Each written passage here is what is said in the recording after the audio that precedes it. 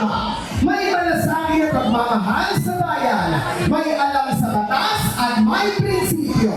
Kaya dapat nasa Senado. Kung gusto mo ng tunay na pagbabago, pumili tayo ng bago. Kay Marcoleta tayo. Kay Marcoleta, may pag-asa. Palapakan po natin ang numero 38, ang ating magiging senador, Dante Marcoleta.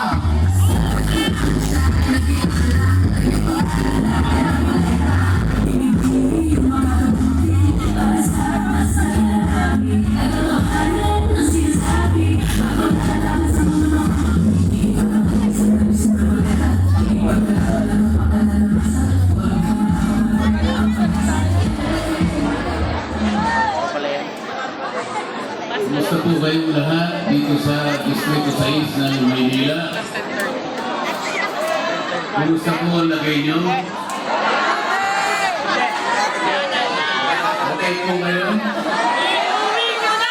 Kahit na kayo, di ba yung malay? Okay pa rin kayo?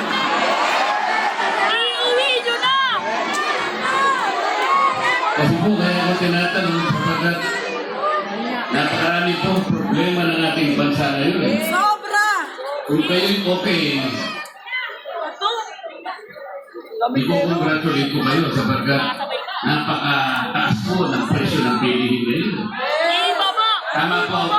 Presyo ng bigas! Napakamura po ba ng presyo ng bigas ngayon? Presyo ng bigas! Kapado na! Asahan ng pwede! Asahan ng pwede! Gamot? Gamot po. Murang-mura, di ba? Yung pang-hospital, murang-mura din. Ibig ko po sabihin na buhay natin ngayon ay hindi masyadong maginhawa.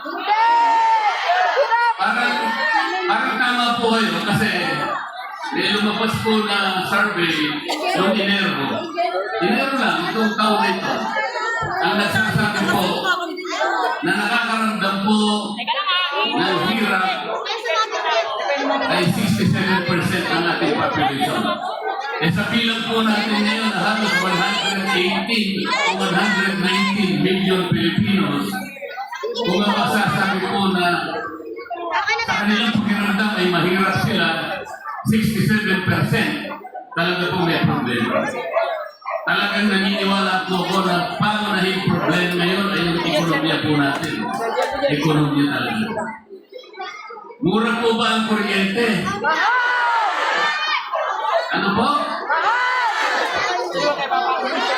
Kung hindi ko maintindihan kung bakit napakamahal ng kuryente sa ating bansa. Alam po ba ninyo, yung layunin po ng batas sa kuryente na ginawa ng Kongreso 24 na taon na nakararaan.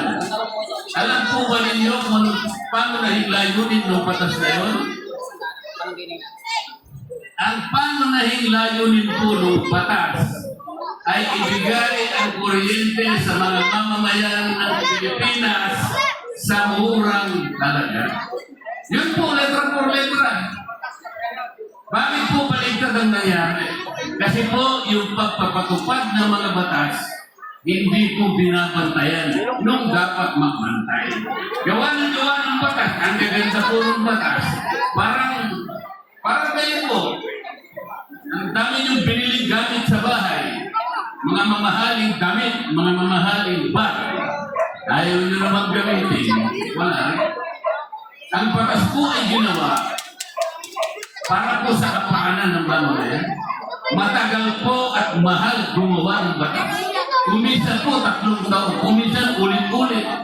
Alam po ba ninyo yung Magna Carta of the Poor na isa po sa nagsulong? Inabot po kami ng 15 taon bago maging batas. Hanggang ngayon po ay hindi pa nabibigyan ng daan para ito'y patupad sapagkat yung mga ahensya na mayroong responsibilidad para ito'y patupad, natutulog po na. Yun ang problema. Alam po ninyo kung ilan ang karapatan ng taong mahirap doon sa Magna Carta of the Poor. 5 po yun. Karapatan niya sa pagkain, karapatan niya sa gamot, karapatan sa pabahay, karapatan sa edukasyon,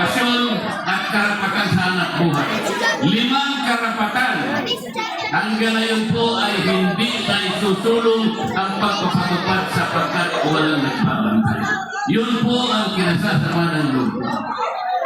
Kaya po nung Marso, ito lang, 2 months ago, ano po ang sinabi ng survey?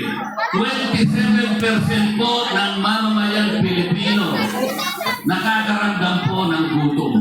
27%. Napakataas po. Halos 29 million poor Filipinos po. Bakit po? Hindi po pinapatayan talaga. Hindi po ginagawa. Ano po yung ginagawa? Puro bigayan ng ayuda. Puro ayuda. Hindi po ito ang dapat gawin. Sapagkat ang pagbibigay ng ayuda, okay lamang po yun. Kung talagang may krisis, nasulugan, nabaha, lumindol, nalindol, nasira mga bayan, bigyan mo ng tulong. Pero ang pangkaraniwang buhay po nagbibigay ng ayuda, meron po mais, meron tubag, meron akap, meron maig, meron portis. Ito po sa isang taon na ninyo kung magkano, ito 194 billion pesos. Ang tinatarget po nila, yung mahirap nating kababayan na magmula sa 25 hanggang 30 million Pilipino. Pero hindi po natatarget. Ang nabibigyan lang ng ayuda, akap, ais, maig, etc. ang porsi. 5%. Kaya hindi po rin patutunan sa mga. Yung iba po, 3,000 ang ais.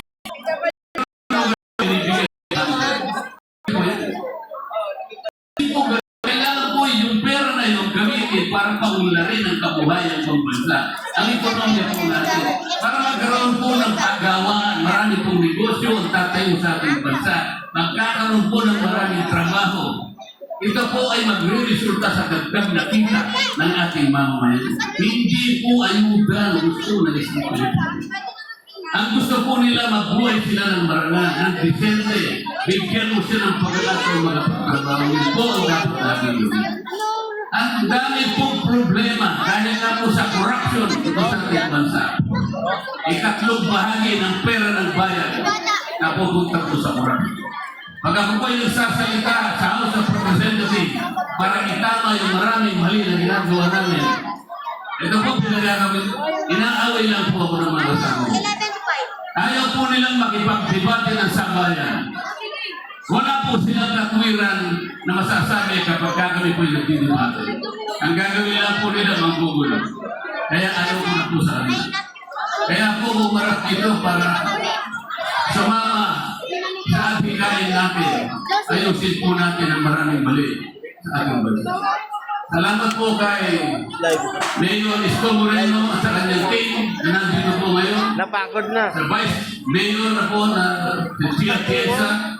Dito po sa Maynila, kahit medyo mahirap ang buhay nyo, meron po kayong mga kaagapan. Isang mayor na maasahan po rin. Baba ka po ka. Isang vice mayor na magiging katulong niya at itong team niya po nagagawa po para silupin po ang buhay ng Maynila. Ngunit ang sinasabi ko po ang kabuuan ng ating bansa. Ang kabuuan ng ating bansa. Gusto niyo bang bumaba ang kuryente? Kaya mo pong gawin yun. Kaya mo pong gawin yun. Ang totoo niyan, pwede natin gawin na lahat ng pamilya na kumukonsumo ng 3,000 pababa sa singil ng kuryente, pwede po natin ilibre yun. Pero kaya po gawin yun. Kailangan lang po, pumili naman kayo kung siniboboto nyo sila doon. Matagal nga ang binoboto yung pabalik-balik doon. Di ko na po babanggitin kung sino yung pabalik-balik. Wala naman nangyayari. Boto na kayo ng boto sa kanila. Tapos aasa po kayo may mangyayari. Sana po gamitin po ninyo ang inyong kapangyarihan. Piliin po ninyo yung tatayo sa inyong karapatan. Kahit mahirap. Ako po kahit mahirap. Kahit awayin po nila akong lahat. Itinurin po nila akong kalaban lahat. Ako na lang mag-isa. Isa laban sa lahat. Dahil lamang po sa katuwiran. Dahil lamang po sa katapatan ng paglilingkod para sa taong bayan. Tingnan po niya nangyari sa ating bansa. Nagkahati-hati na Alam na po ninyo kung anong nangyari. Marami po sa ating mamamayan, kung hindi man lahat, meron po silang kalungkutan sa puso. Yung iba, maaaring nagtatagli ng gamit sa kanilang bibig. Dahil sa nangyari, sana hindi po nangyari. Tingnan po ninyo yung mga in-impeach nila yung Vice President. Tatanggalin po nila yung Vice President. Dinukot nila yung dating pamuno.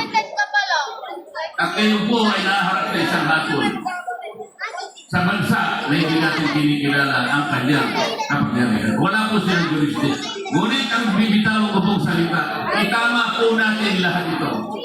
Itama po natin lahat ito kayo mawala ng pag-asa. Magkaisa po tayo. Iboto po ninyo yung inaakala ninyong lalaban sa inyong kapangyarihan. Dante Marcoleta po. Number 38 sa Malunta. Tandaan po ninyo parang kalibre